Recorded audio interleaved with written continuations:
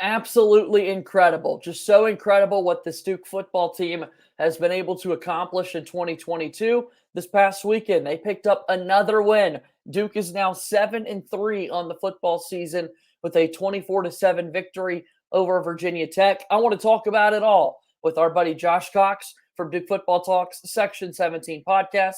We're doing that now here on Locked On Blue Devils. You are Locked On Blue Devils, your daily podcast on the Duke Blue Devils, part of the Locked On Podcast Network, your team every day.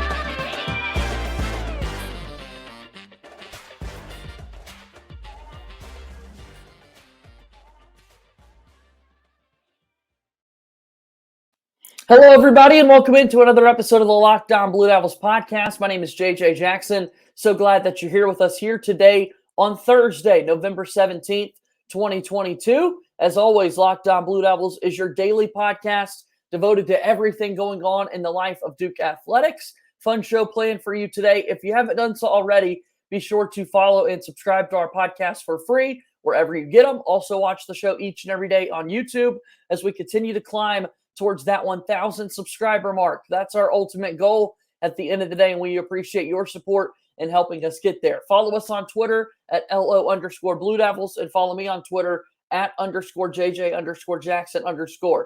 Duke football, a winner this past weekend, 24-7 against Virginia Tech, as the Blue Devils are now 7-3 on the football season in the first year of the Mike Elko era. Let's talk about that with my good pal Josh Cox from Duke Football Talks Section 17 podcast.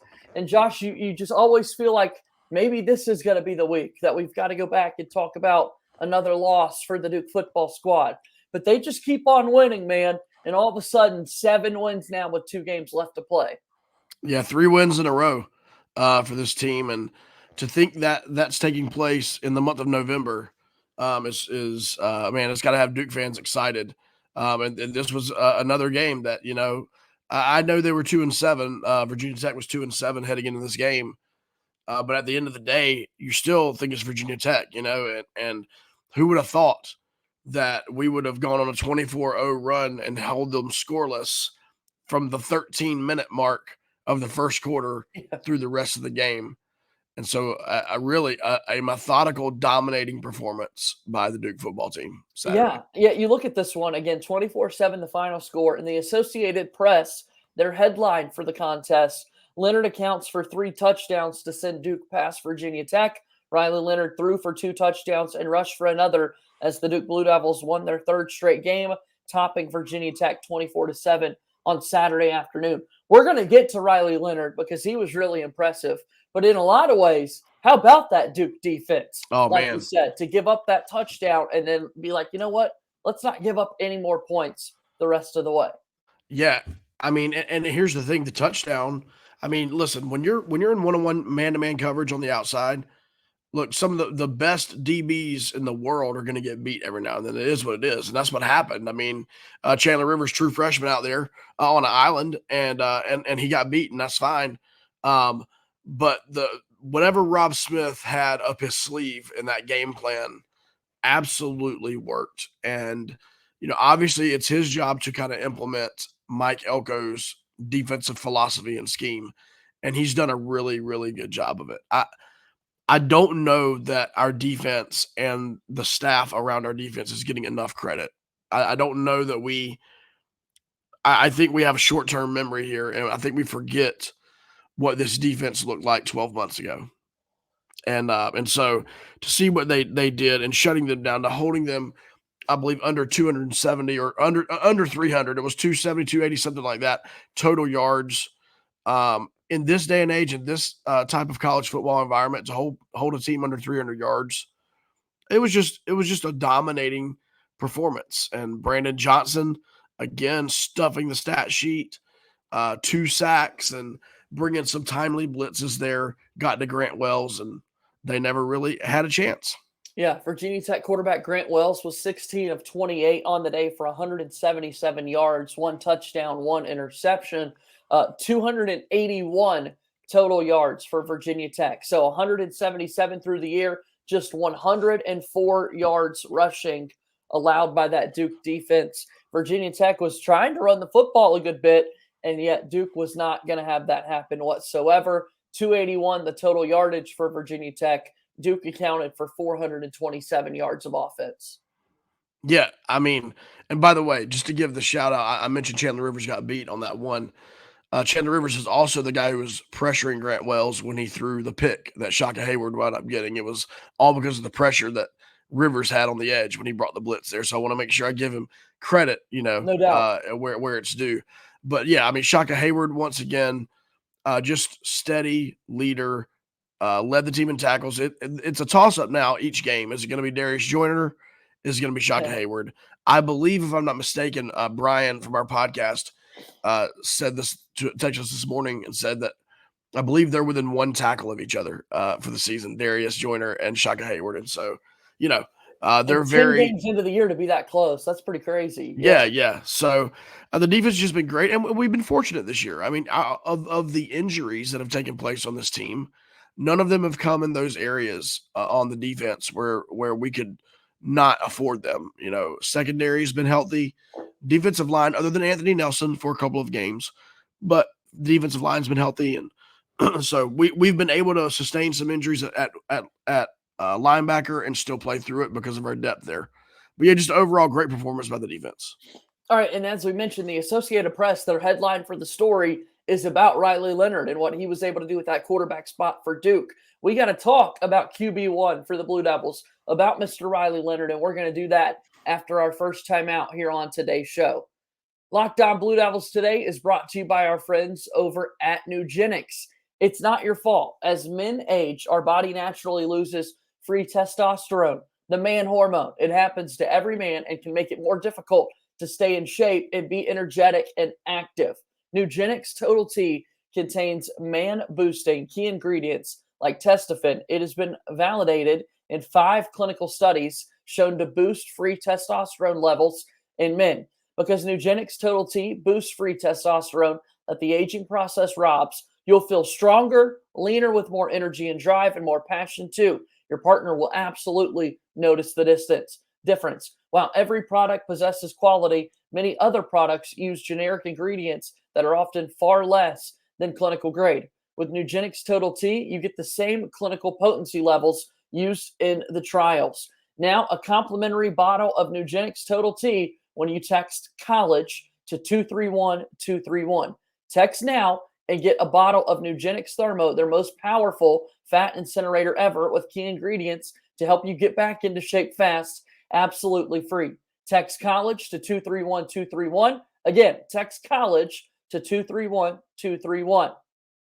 Moving forward here on today's episode of Locked On Blue Devils, JJ Jackson, alongside my buddy Josh Cox from Duke Football Talks Section 17 podcast. Josh, talk to me now. Riley Leonard, we mentioned the performance he had. He accounts for 3 more touchdowns on the day, another game where he has more passing touchdowns than rushing touchdowns. But nonetheless, he had a few of each, and Duke wins 24-7, thanks in large part to the play of their sophomore quarterback, Riley Leonard. Yeah, an efficient game for Riley, looking at the numbers, for sure. And we went into this game, and if you watched the game, you noticed in the first quarter we threw the ball a lot. And Coach Elko mentioned it was because they were expecting, Virginia Tech to sell it to the run. I mean, when you have a team like Duke, second in the ACC in rushing, you're going to see people stacking the box. And so they wanted to kind of establish the pass at the beginning. And it got us out to a slow start, to be honest with you, because our identity is to run that football.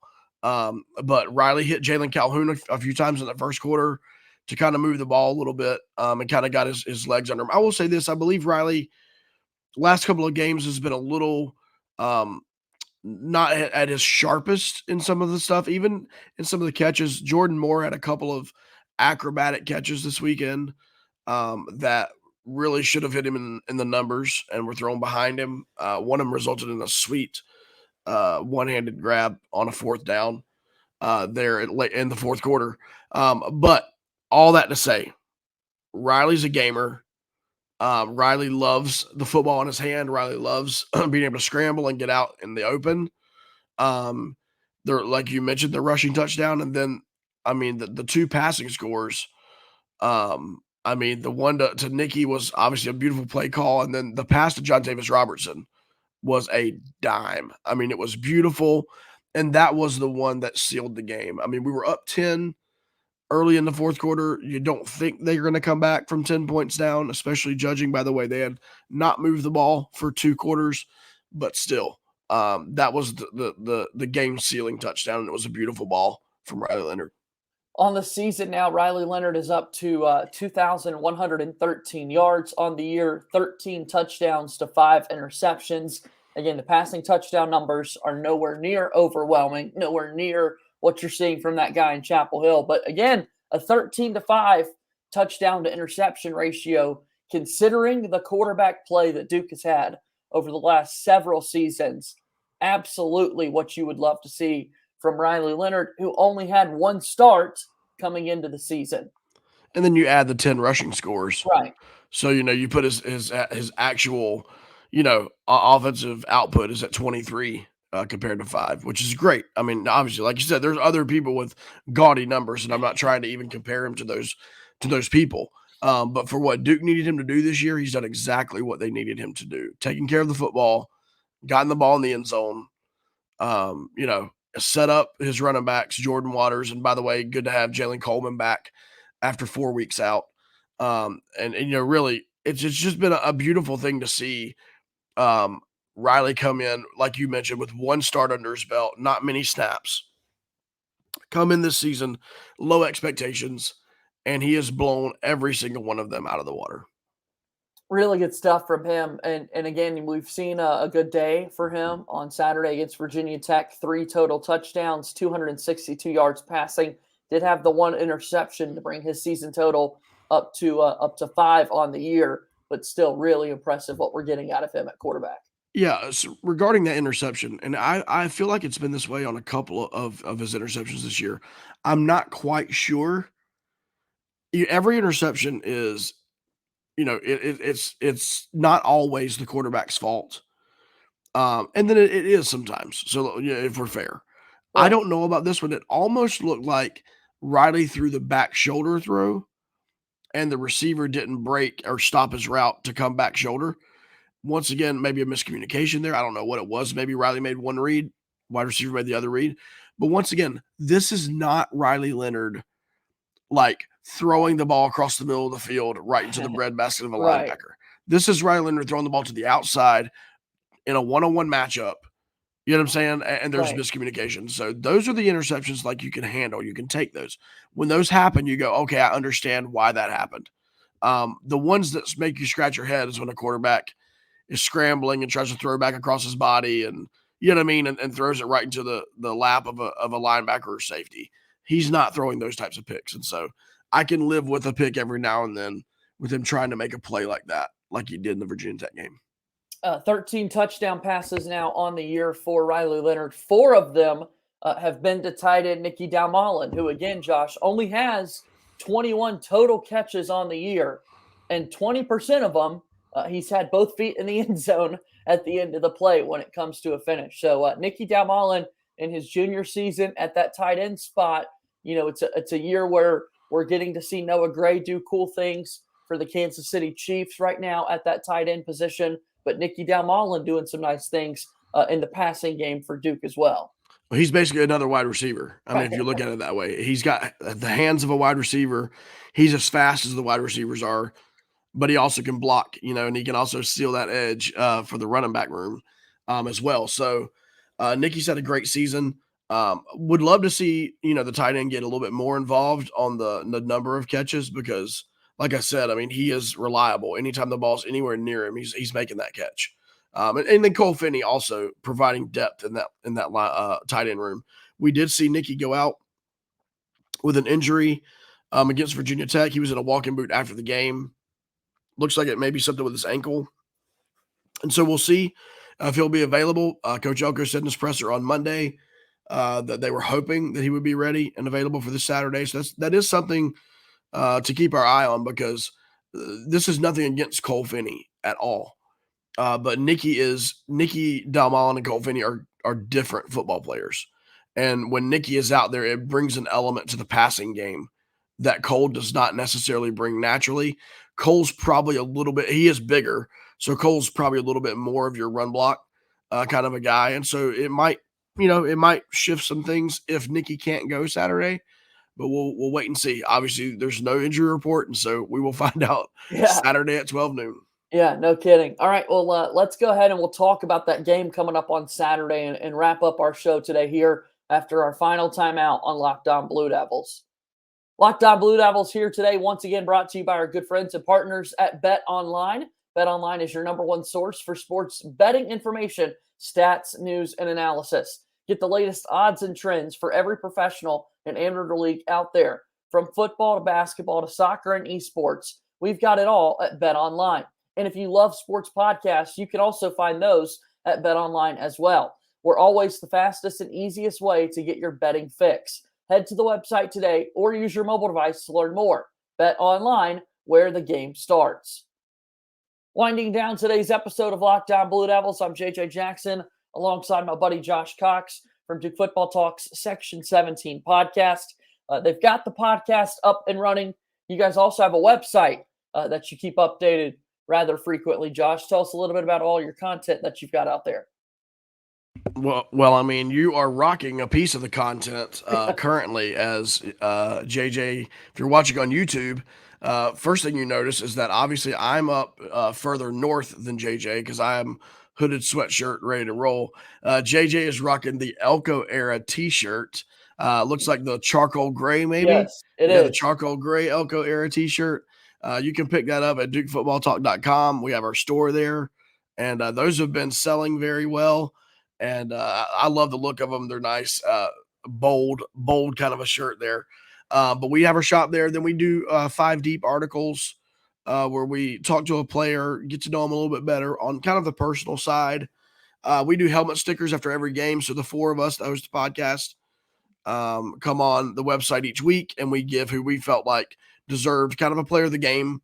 In fact, this past week, one of our guys gave the helmet sticker to Rob Smith, the defensive coordinator, just for the effort that the whole defense did. And so you can interact with us there. We have a bowl predictions page now where we keep updated where we think we're going to go bowling. And we know that every week that changes a little bit depending on if Duke wins or Duke loses or whatever happens around the country. And so we try to keep our pulse on that because we plan on heading to wherever they're going to be. And so we want to know where to get those plane tickets. I can't believe Rob Smith got a helmet sticker, man. Now I'm just picturing the defensive coordinator wearing a helmet himself.